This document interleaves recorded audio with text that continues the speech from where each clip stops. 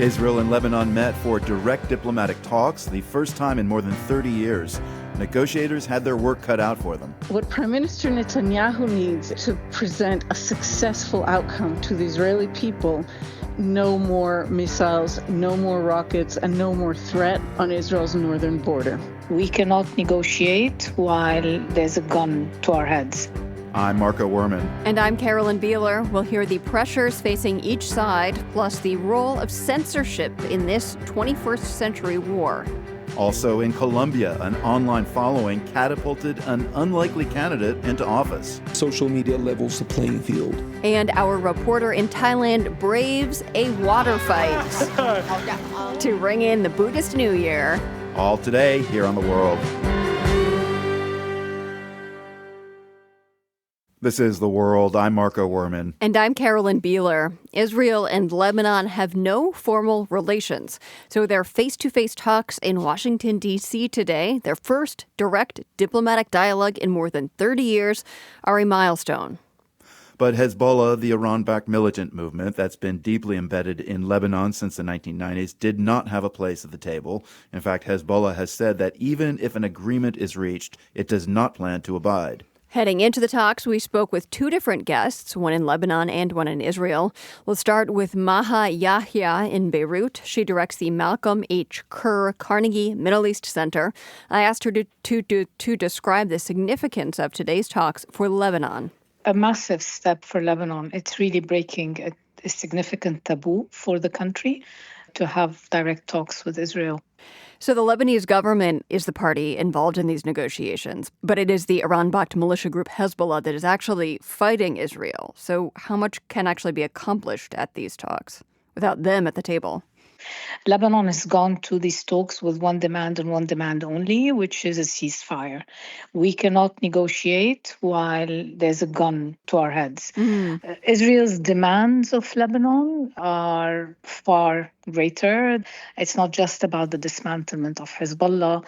They've made it very clear that their military operation, the invasion of Lebanon, is not going to stop at this point. And in fact, we're seeing leaks that talk about an 8-kilometer zone that literally has been vaporized, a Gaza scenario, but also between that zone and the Litani River, that's about 15 kilometers in, to Lebanese territory, people will not be able to go back, and then they want operational latitude over the rest of the country. So these are not demands that any country can work with. You've said that even just meeting for these face-to-face talks, though, is breaking a taboo, I think especially on the Lebanese side. What has brought the two sides to the table now? A number of factors. One is obviously the ongoing conflict. From the Lebanese end, and I think from the American end and the Israeli end, Iran more or less claimed that it would negotiate on behalf of Lebanon in Islamabad. Part of its demands for going to Islamabad was that there would be a ceasefire on all fronts, including Lebanon. That did not happen. In fact, what we saw was last Wednesday, the blitz that Israel launched, more than 100 airstrikes that cost the lives of more than 300 people and thousands injured. So it's a separation, basically moving towards direct talks separates between the Lebanon file and the Iran file. It says that these are two parallel tracks. They're not necessarily overlapping, and that any concessions that are given to the Lebanon file, they will be given to the Lebanese government because it is the one that should be negotiating on behalf of the country. Hezbollah says it will not abide by any agreements struck at the talks, but the group does maintain channels with Lebanese officials that it influences state decisions. Could the tough talk that it is talking right now be just a starting point for negotiations? It's possible. Everything is possible, as we've found out in the last, months and maybe 2 years, frankly. The Secretary General of Hezbollah yesterday came out and said that there's no consensus on direct talks with Israel. Well, frankly, there was no consensus on dragging Lebanon into a war with Israel either, national consensus. So sooner or later, this is not going to be resolved again at the end of a barrel of a gun. It's not, there's no military solution as such to this issue. everyone's going to have to end up around the negotiating table. The question is when and what the power balance will look like.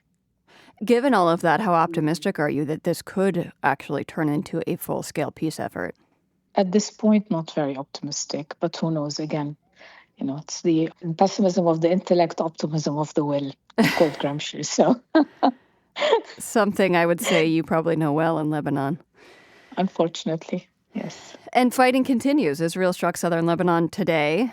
What happens next on the ground, presuming that these talks are just a starting point as best, as we have been talking about? Again, the best case scenario, if there is some sort of a ceasefire, but Israel is in the middle of a military invasion of Lebanon, I'm not seeing them stopping their military activities at this point, but who knows? And as I said, the bombing over the past week has intensified tremendously in the south. Hundreds have been killed. We're now upward in the last month of hostilities. We're talking about more than 2,000 people dead in just 1 month. So it's horrific. There are already some estimates. 25,000 housing units have been destroyed. Entire villages have been literally vaporized. Dynamited, not just bombed from the air, but actually dynamited. To make them unlivable going forward. To make them completely unlivable. They've thrown phosphorus on agricultural land. Most of the people who live in these areas are agricultural workers. So even if they were to go back, it's going to take years to make the land fertile again. Maha, what would motivate the U.S. to say enough? It is time for us to apply our leverage. One is the possibility of a peace deal between Lebanon and Israel, but this, again, will require a lot more diplomatic effort and a lot more support for the Lebanese government. That's one. And two, you can have a win in Lebanon. There are no nuclear files involved. There's no Hormuz Strait to worry about. Ballistic missiles. It's a different dynamic. You can have a win in Lebanon. And frankly, everybody should be invested in making sure this country stabilizes. And there should be a lot more investment in stabilizing and supporting it. That was Maha Yahya in Beirut sharing some perspective on Lebanon's position in today's negotiations with Israel. We also wanted to hear how Israel's government is viewing the talks. For that, we reached out to journalist Noga Tarnopolsky in Jerusalem. I asked her a big question right out of the gate. So why did the Israeli government agree to come to the table today after so many decades of not being willing to engage in direct talks with Lebanon? I think that for many decades, there wasn't really a genuine option of engaging with the Lebanese government. And the Israeli government simply discounted it. But I don't think there were offers on the table. But in the last few months, there absolutely have been. The new Lebanese government has really undertaken, I think, nothing short of a revolution in the kind of national concept of what Israel is for Lebanese. And instead of welcoming that, the way I really do think every other prime minister in the history of Israel would have, Prime Minister Netanyahu has rejected that for months on end. My understanding of the reason he accepted this is that he wasn't given a choice by Donald Trump. So what is the strategic reality that Israel faces at its northern border right now? And what is life like for folks who are still there? The strategic reality is that Israel is in a war of attrition against, I would say, a souped-up guerrilla movement, which is more or less where Hezbollah is now. It's not really an organized, powerful army the way it has been in the past. It's lost a lot. But as we see also in the Iran-US war, a power that is a lesser power can still make life very, very difficult for a much greater power. And you're touching on probably the hottest political issue in Israel today, because life is not livable in the Israeli north today. And the government has made huge efforts to conceal this reality. Even though, for example, mayors of the Israeli north have begged the government to fund an evacuation for their citizens, the government refuses because it doesn't want those images of people fleeing. is perceived as a victory for Hezbollah, and for Netanyahu would be perceived as an internal failure. So life in the north is one in which people who are poor or have many children or are too infirm to move are stuck, and everyone else has fled on their own dime. And Netanyahu is getting hell from not only prominent citizens of the north or leaders, political leaders, but from the rest of Israel, who in part are hosting their relatives from the north at home, and in part simply see, even through apps, the missiles falling every single day. So from the perspective of the government of Israel, what are the main goals of these talks? What do they hope to get out of them? On the one hand, you had Prime Minister Netanyahu in southern Lebanon, surrounded by soldiers just 2 days ago, basically telling Israelis that their soldiers are going to be in Lebanon for the foreseeable future. It's almost describing a kind of occupation of a huge, deep swath of southern Lebanon. And on the other hand, after allowing it to be known for several weeks that if Israel accepted to engage in such talks, it's only because of U.S. pressure. Certainly, Israel doesn't want this. In the last 2 or 3 days, we've heard the opposite.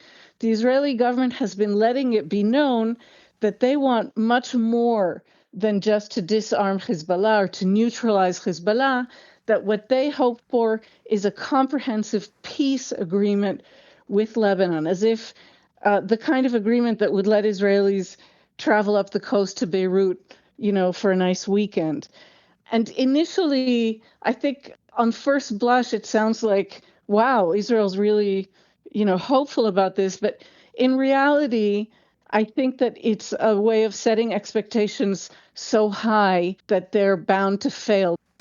Well, Israel is clearly threatened by Hezbollah, especially in the border areas. What specific changes on the ground would Israel need to see to, consider these talks a success or have there be forward momentum? What Prime Minister Netanyahu needs in this electoral year is for there to be no more missiles, no more rockets, and no more threat on Israel's northern border. And Netanyahu has made it almost impossible politically for himself to achieve this through an agreement, because he's criticized every effort even at an agreement. He's criticized them as basically capitulation to Hezbollah.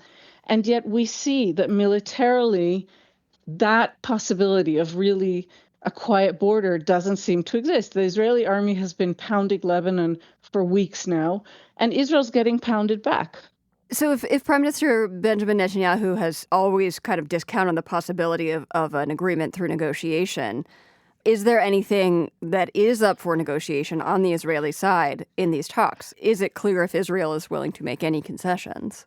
The situation here right now depends to a very great degree on how much pressure Netanyahu is feeling internally and also international pressure from the United States. Right now, I'm not sure what cards he has in his hand to give. And there's something that I consider almost tragic. We just heard the president of Lebanon say that opening these talks is historic and opens a whole new avenue for a Lebanese future.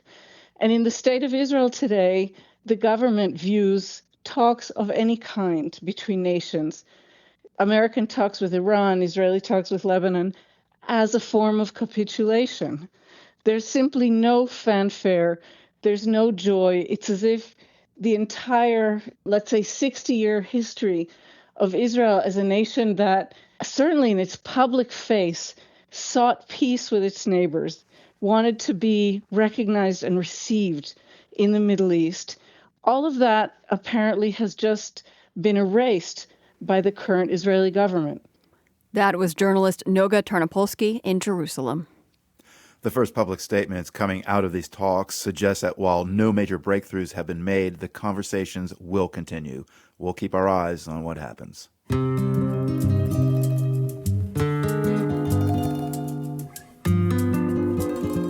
This is The World.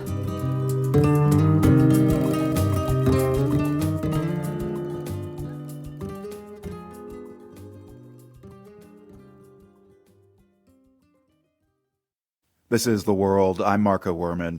It's been over a year since the Trump administration deported hundreds of migrants to El Salvador, alleging they were members of criminal gangs like MS-13 and Tren de Aragua. Yet many of those migrants had no convictions or proven gang affiliations in the United States. When they arrived in El Salvador, the deportees were sent without due process to the Terrorism Confinement Center. The notorious prison is best known by its Spanish acronym, CICOT. Those deportations are part of a larger agreement between President Donald Trump and El Salvador's President Nayib Bukele. That deal is the subject of a new documentary produced by our partners at PBS Frontline. It's called The Deal, Trump, Bukele, and the Gangs of El Salvador. Recently, I spoke with the director, Juan Ravel, and he began by describing Bukele's rise to power more than 10 years ago.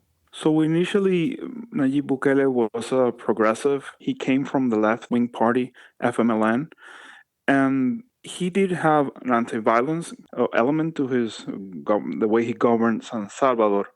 He was approaching this from a social perspective, rebuild the social fabric of these communities. And he managed to reduce violence in the city center. We later found out that this was also part of the way that he rose to power, but also his initial dealings with the gangs of El Salvador. Yeah, just as an aside, I mean, you point out that he began his political career in the mold of a progressive. Given his dramatic shift to kind of an authoritarian, how would you describe him politically? The thing is, there's no one Nayib Bukele. There are several Nayib Bukeles. You see the one who was mayor of Cuscatlán of San Salvador, who's a progressive. The one who's campaigning as someone who's going to be different to the leaders in the past, this sort of avenger figure from the 2019 campaign. And then when he gets into power, in 2022, we see the Nayib Bukele that we know right now, who has been proven to be very tough on the gangs he vowed to destroy. So The Deal, that is the title of this documentary, Juan. Describe it, because it feels like there are actually a couple of deals going on. On the surface, you see a deal in which the Trump administration is sending deportees to El Salvador to house these people in the Salvadorian jails. And the Salvadorian government is getting some payments for this, but Bukele is getting something else. Bukele is getting the Trump administration to help him erase and cover some of the things he had done in the past. And the Trump administration is promising to use the U.S. Justice Department to help Bukele in that way. Yeah, things like what? What had Bukele done in the past that he wanted to erase? Basically, this thing that Bukele and El Faro, or partners for this film, uncovered that Bukele had for years been negotiating with the violent gangs that rule much of El Salvador. He had been making deals with them. Other governments in the past had made deals with gangs, but these deals were larger and all-encompassing. They gave them some political power. The U.S. was requesting some of these gang members who were in jail in El Salvador to be extradited, but those extraditions were blocked by El Salvadorian authorities, according to reports from ProPublica. Yeah, so there's a deal with Donald Trump to take in deportees from the U.S. That's been in the past year, while Nayib Bukele is making deals with gangs in El Salvador. How did El Faro learn about Bukele's deals with the gangs? Yeah, so as crime dropped heavily in the initial months of the Bukele government, El Faro reporters started to dig and understand and investigate what was happening, because a sudden crime drop like that is not usual. It's not very easy to do that in El Salvador. They smelled that something was going on and they started investigating. They came upon some documents provided by the Vulcan Task Force, which is a law enforcement task force created by the U.S. government to tackle MS-13. Requiring the extradition of gang leaders who were in El Salvador. So the information that the U.S. had gathered ended up in the hands of these Salvadorian journalists.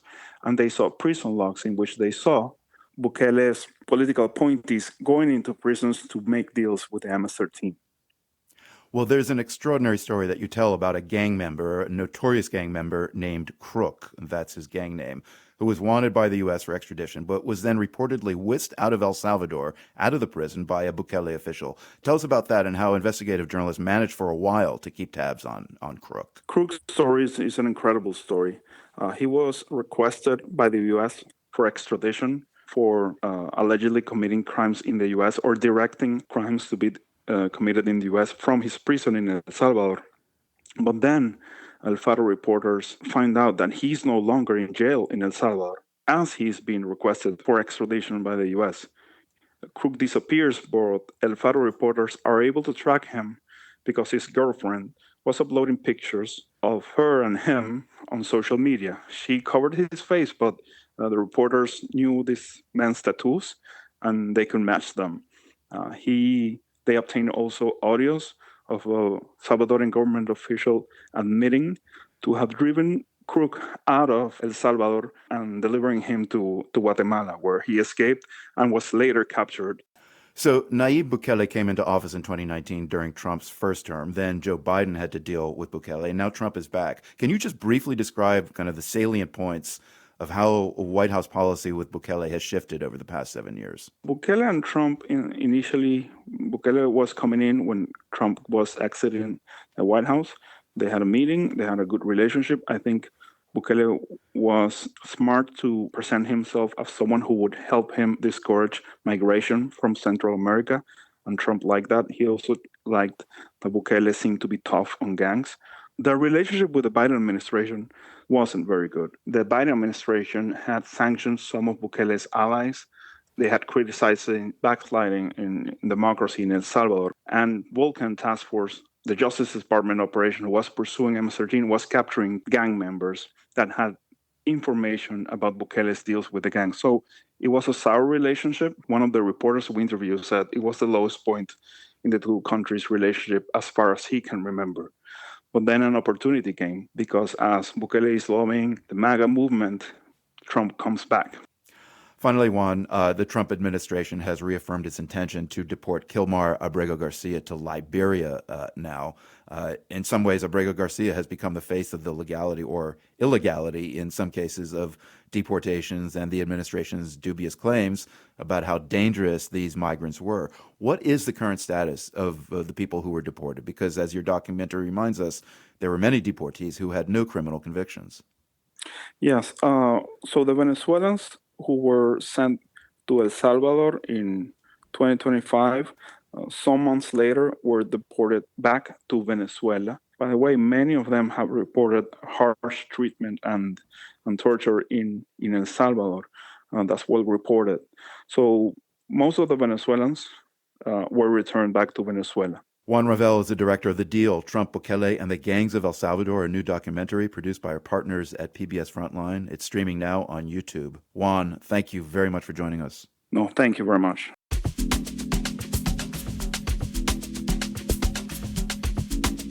More global stories still coming your way. Stick around. You're with The World.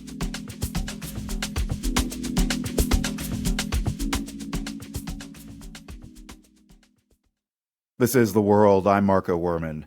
How do we know what we know about the U.S.-Israel war on Iran? This is a question that's becoming increasingly difficult to answer. Iran, Israel, and the U.S. have all tried, in some shape or form, to restrict reporting on what's happening. Of course, press censorship in war is nothing new, but in this war, governments are turbocharging their efforts to limit what gets out. The World's Shirin Jafari reports. For more than a month, Iranians have been unable to connect online. In the middle of the most devastating war the country has seen in decades, families have not been able to connect.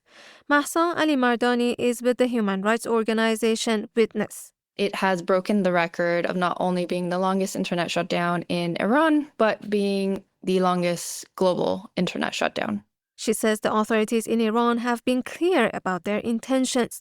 They want certain voices to be speaking to the wider world.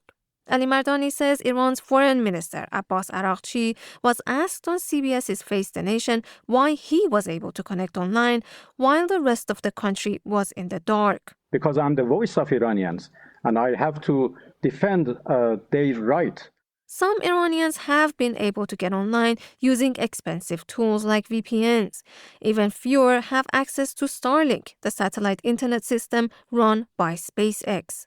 But overall, Ali Mardani says the picture that comes out of Iran is distorted.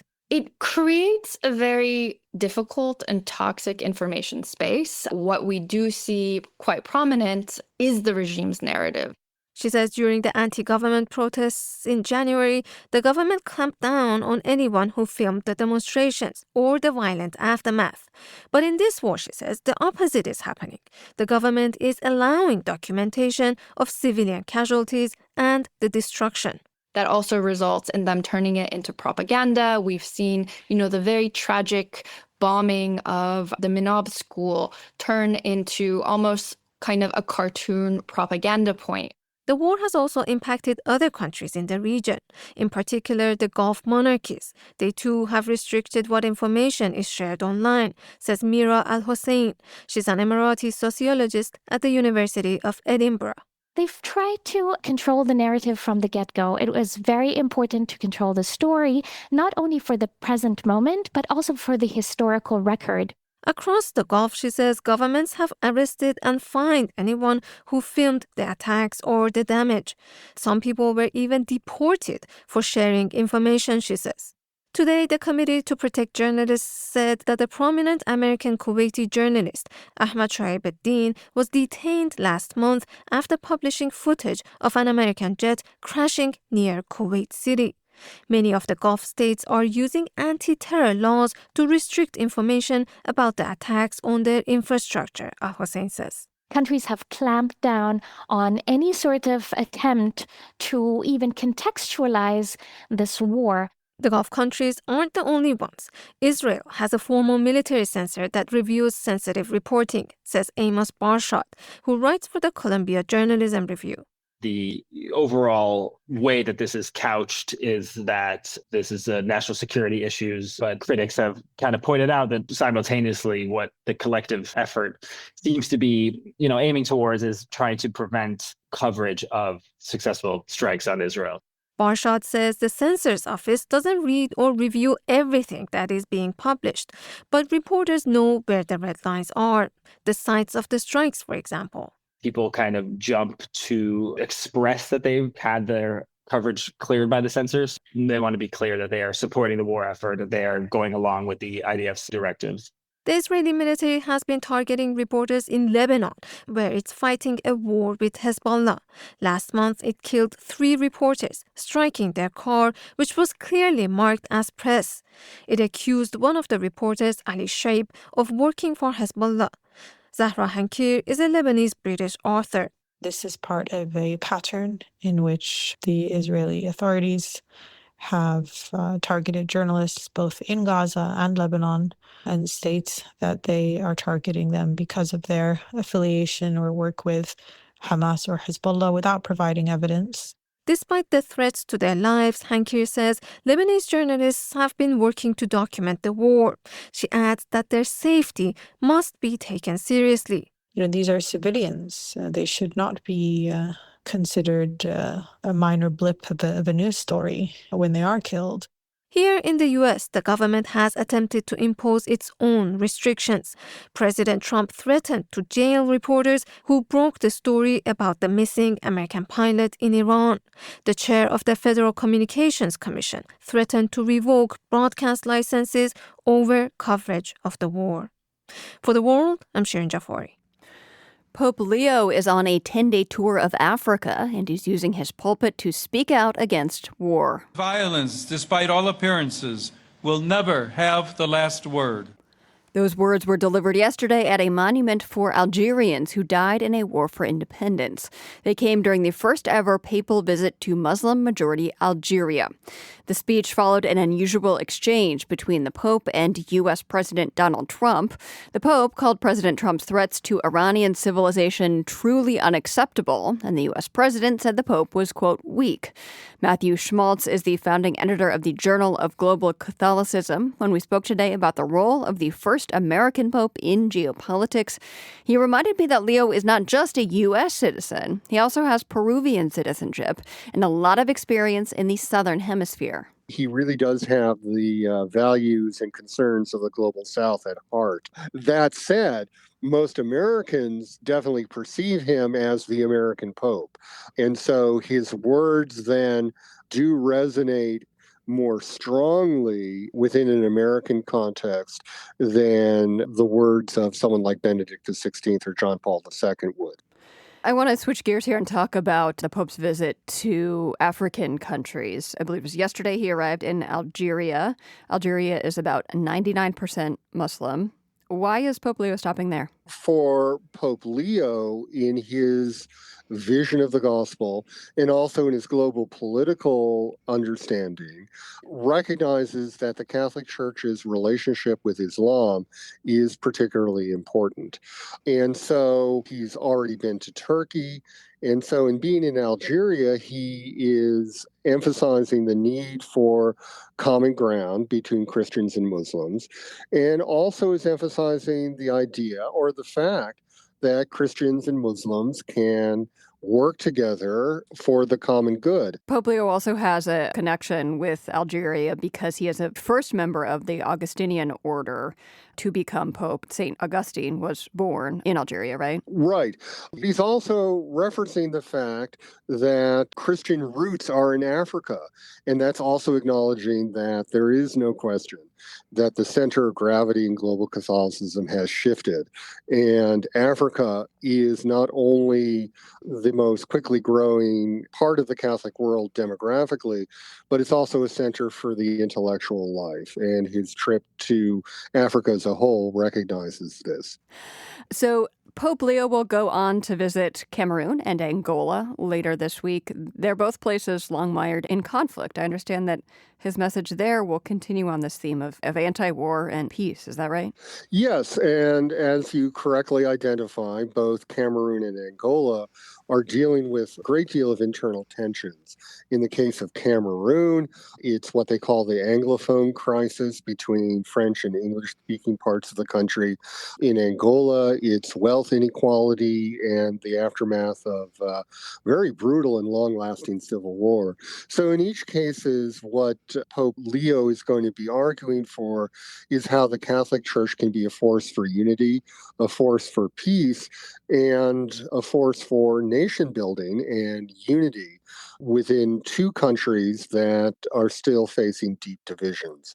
Now, Pope Leo's final stop will be in Equatorial Guinea. The country's leader has been in power for almost 50 years, and the government is considered one of the most oppressive in the region. I understand his message there will be about social justice, and I'm wondering if you can tell me anything about how a pope threads the needle on a visit like that. On the one hand, wanting to speak out in favor of social justice, but also trying not to alienate a country's leader or their supporters. What kinds of things would he be thinking about ahead of this trip? In Equatorial Guinea, it seems to me that he's going to speak in general terms about human dignity and particularly wealth inequality. Since Equatorial Guinea is trying to develop, again, under its authoritarian leader, a more inclusive understanding of growth that spreads around the country's oil revenue, I think Pope Leo will encourage that process. And so he's not going to criticize the government of Equatorial Guinea directly, but he will draw upon themes such as human rights, equality, and so forth that can be applied to the present situation in Equatorial Guinea. So it's been almost a year since Pope Leo took over as head of the Catholic Church. Next month marks the one-year mark. I know that Catholics are a large and varied group, but is there a way to sum up how they are seeing him so far? It seems to me, except for a small but very vocal group in the United States, Catholics throughout the world are welcoming Pope Leo and his leadership. And I think that what's especially distinctive about Pope Leo is that he is an American, but he lived most of his life in Peru. And so he's a bridge. He's a bridge between the Western Catholic world, shall we say, and the global South. And so he himself represents this transition that the Catholic Church is undergoing from what has historically been its Western centers to new centers of religious vitality, particularly in Africa and Latin America. Matthew Schmaltz is professor of religious studies at the College of the Holy Cross in Massachusetts. He's also a founding editor of the Journal of Global Catholicism.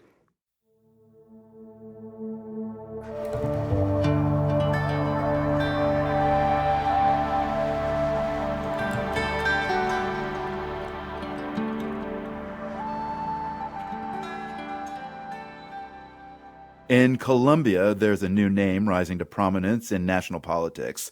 The man was voted into the National Congress in March, and although the candidate's work and his message have been popular for some time on social media, he did not disclose his name and identity until just before people voted. Reporter Manuel Rueda brings us this unusual political story from Bogota. For the past 4 years, Luis Carlos Rua has traveled around Colombia, making videos about government projects that are wasteful or behind schedule. In one video, he shows a park in the island of San Andres, where politicians spent $250,000 on papier-mâché sculptures that are fading away under the sun. In another Instagram reel, he shows a 600-foot-long bridge that has taken the state government more than 9 years to complete and is running way over its initial budget. The videos generate outrage, but they're also funny because throughout these diatribes, Rua is wearing a white elephant suit. He looks like a sports mascot. And he talks like this. In a squeaky cartoon animal voice that makes it hard not to laugh. Rua started to make his white elephant videos in 2022. He'd been working in local government in his hometown and noticed that many infrastructure projects were delayed and over budget. The idea is to put pressure on politicians, to tell the truth, to put them to work, he explains. It started as a hobby, but as Rua's online following grew, he decided to go all in on the Elephant Act because it looked like it might be working. We got a bridge fixed in the city of Cali, he says, and that got us dreaming about more possibilities. The white elephant is a metaphor for costly and useless projects, but the suit also serves a practical purpose. Rua had received death threats for previous efforts to denounce corruption, so the elephant costume enabled him to remain anonymous, like Batman or Spider-Man. Rua's white elephant account has more than 500,000 followers on Instagram and TikTok. Sometimes he also files petitions in courts and gets rulings that force government officials to speed up the completion of bridges, schools, and parks. They don't like it when a judge tells them to do that, he says, because many times they have taken the budget for infrastructure projects and destined it towards other things that benefit their friends. Rua says that he decided to run for the Senate because keeping up his elephant projects was a struggle. He figured that as a senator, he could continue to act as a watchdog on public spending, but on a guaranteed salary. It was the best option to keep the project alive, he says. In Colombia, the first step towards running for office is to register with a party who will give you a number on the ballot sheet. On election day, the only thing voters have to do is to tick off the party's logo and the number of their chosen candidates. They don't see a name. Candidates tell people what number to pick as part of campaigning. So, in one of his elephant videos, Rua told voters to pick his number 39. The anonymous man in an elephant suit was elected in March with 120,000 votes. I suppose that people backed me because I had a genuine cause, says Rua, who only revealed his identity to his followers days before the election in another video. Several other content creators ran for office in Colombia this year, though many were not successful, says Sergio Guzman, a political analyst in Bogota. Social media followers alone won't get you very far. There has to be a combination of ideas, a platform, and a large social media following helps. Rua's white elephant videos struck a chord with many voters who have become tired of corruption and no longer believe in political parties, Guzman said. And social media helped the Elephant Man to reach many people on a small budget, because Rua had no money for TV ads or campaign events. I think social media levels the playing field for a lot of voices that previously did not have a platform. Now as a senator, Rua, who is 33, will have a travel budget, a bodyguard, and a small staff that is paid for with public funds. Rua says that will help him to keep up the pressure on corrupt officials. The elephant will continue to exist and travel around Colombia, he explains, although someone else might be in the suit when Rua has to attend hearings or debates in the Senate. Rua says there's also legislation he wants to work on, including a law to regulate companies that run expensive toll roads. I want to show people that we can get things done, he says. Anyone can be that elephant that stops officials from stealing money in Colombia. For the World, I'm Manuel Rueda, in Bogotá.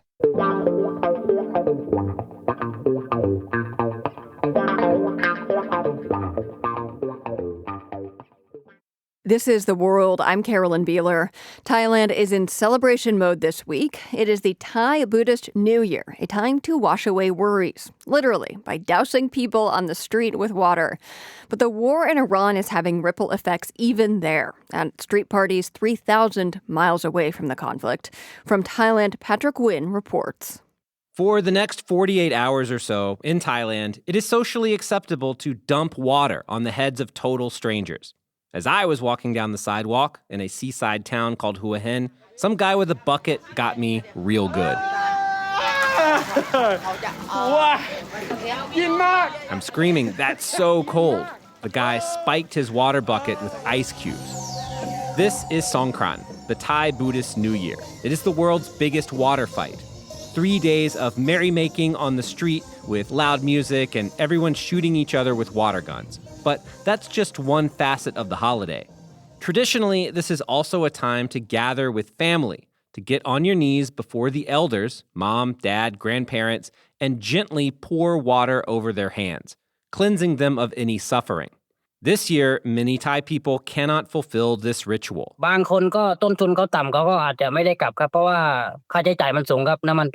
Suchat Pintong is a truck driver who's gone viral on Facebook, posting how low-income people can't travel back to their hometowns. Gas prices are too high, and even public transportation is more expensive.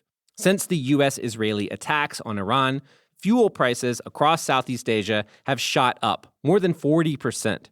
In Thailand, gas is selling for more than $5 a gallon. For someone making minimum wage, filling up a car can wipe out a week's worth of income. Suchat gets worked up, telling me he can't even consider driving more than 700 miles to see his parents. Forget travel, he isn't even driving up the street. I'm just staying inside the house, he says. As in most Southeast Asian countries, many Thai people do not work where they grew up. They've left farming villages for cities for a better life. Leo XIV is one of them. He's from a quiet area near the Cambodian border. Now he works on the clamorous streets of Bangkok. This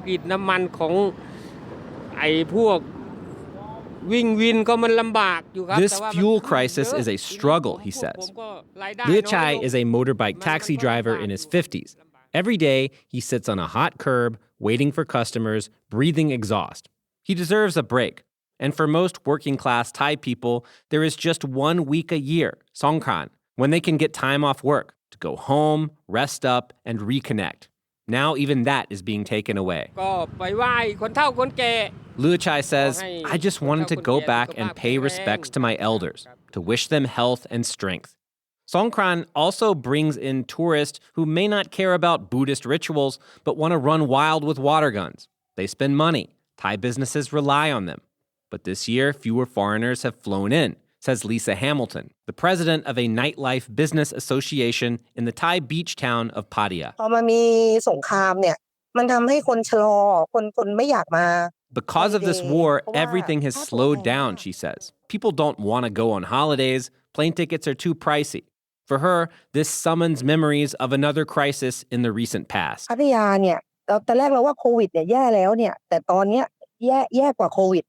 Things have been bad since COVID, she says. This is making it even worse. Now, a blocked strait off the coast of Iran is not going to end Songkran, a holiday with roots going back roughly 1,000 years. The celebration must go on.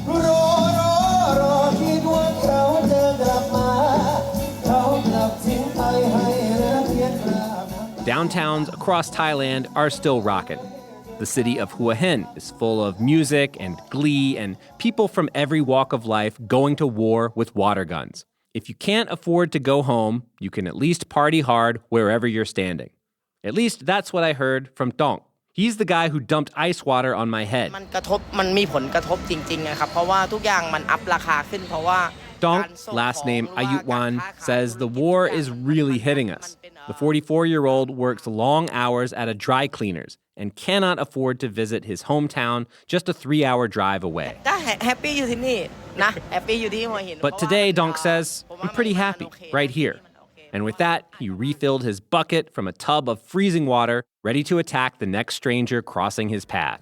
For The World, I'm Patrick Nguyen, Hua Hin, Thailand.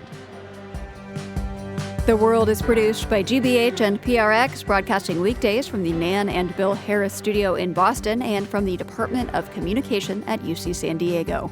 Find us online anytime at theworld.org. I'm Carolyn Beeler. And I'm Marco Werman. We'll see you right back here tomorrow. The World is supported by the Carnegie Corporation of New York, working to reduce political polarization through philanthropic support for education, democracy, and peace. More information at carnegie.org. By the Lumina Foundation, committed to a fair, universal system for learning beyond high school that offers every American the chance for a better life. luminafoundation.org. By the PRX Ambassador Council, whose members include Renee Vacchio Albi, Roman Mars, the Kelson Foundation, and the Ken and Lucy Lehman family. The World's theme music is composed by Ned Porter. The World is a co-production of GBH Boston and PRX.